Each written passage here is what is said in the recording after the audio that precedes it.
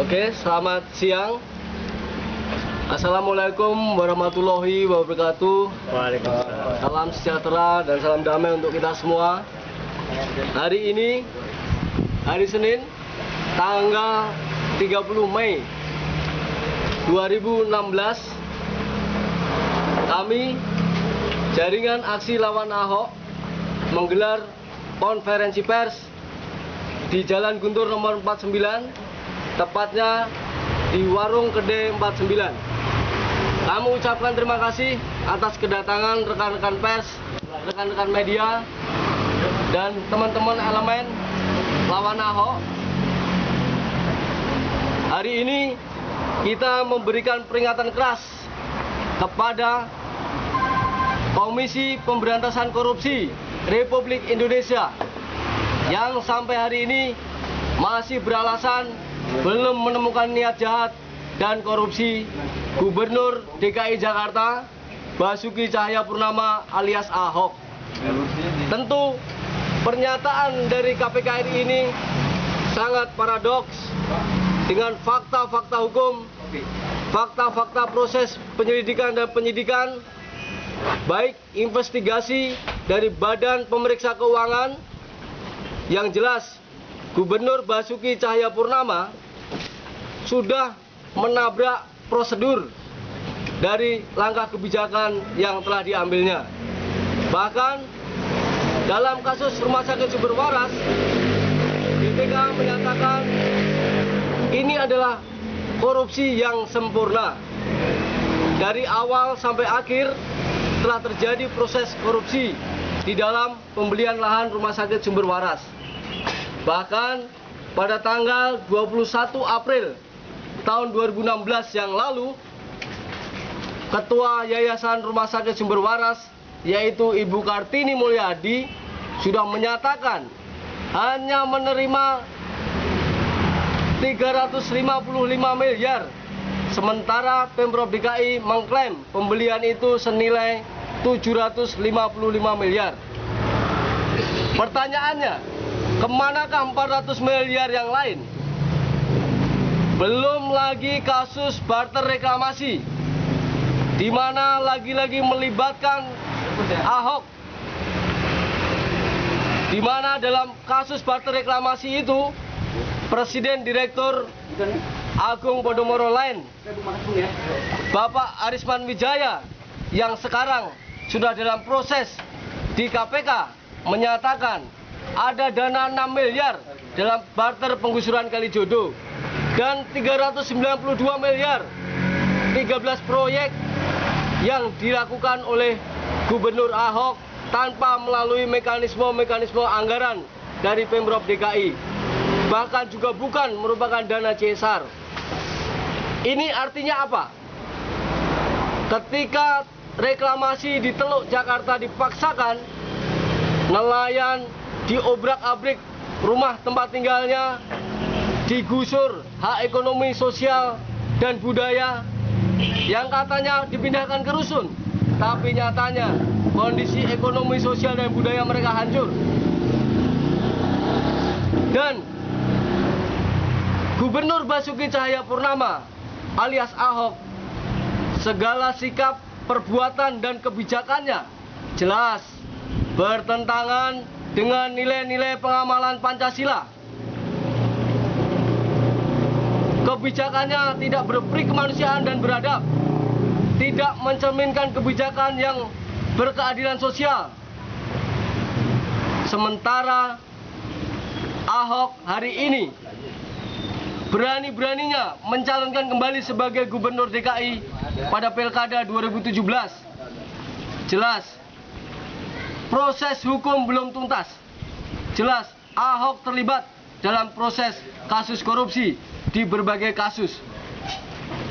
Dan nyatanya sampai hari ini Komisi Pemberantasan Korupsi Republik Indonesia belum juga menetapkan status hukum yang jelas untuk koruptor, yaitu Gubernur Basuki Cahayapurnama alias Ahok.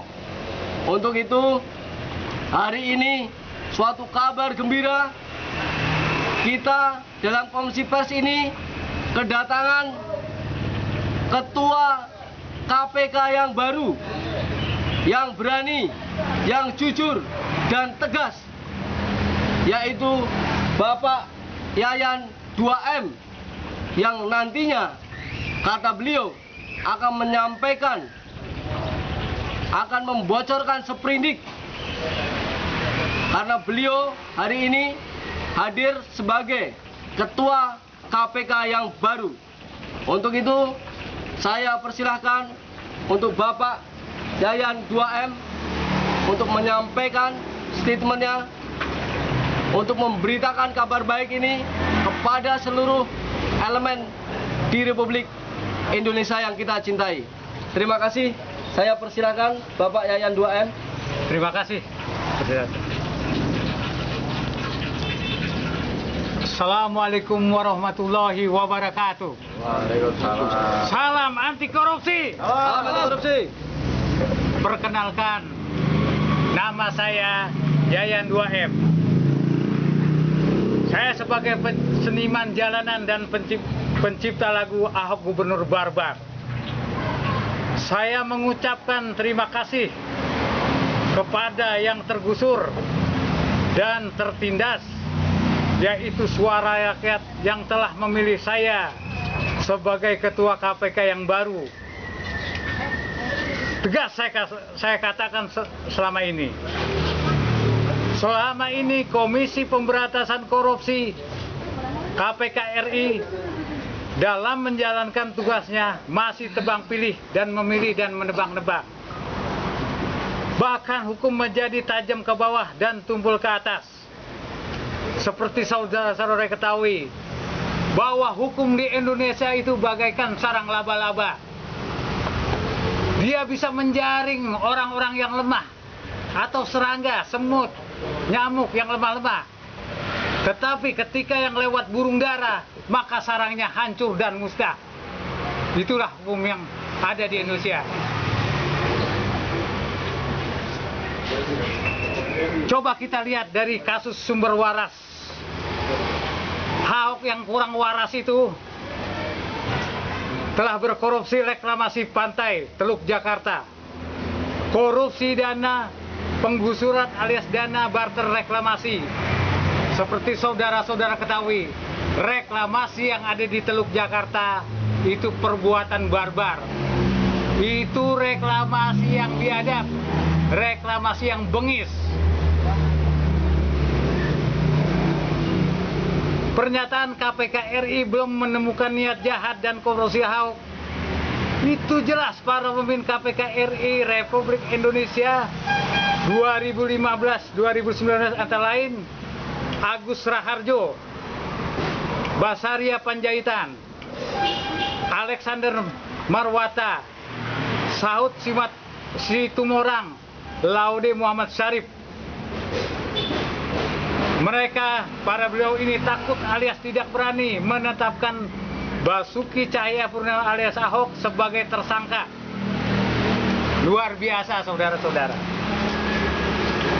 Dengan demikian, memperhatikan ketakutan KPK RI pada Ahok menimbang kondisi ibu kota NKRI yang harus diselamatkan dari gubernur barbar ini, melihat dan mendengar kondisi rakyat yang digusur dan ditindas.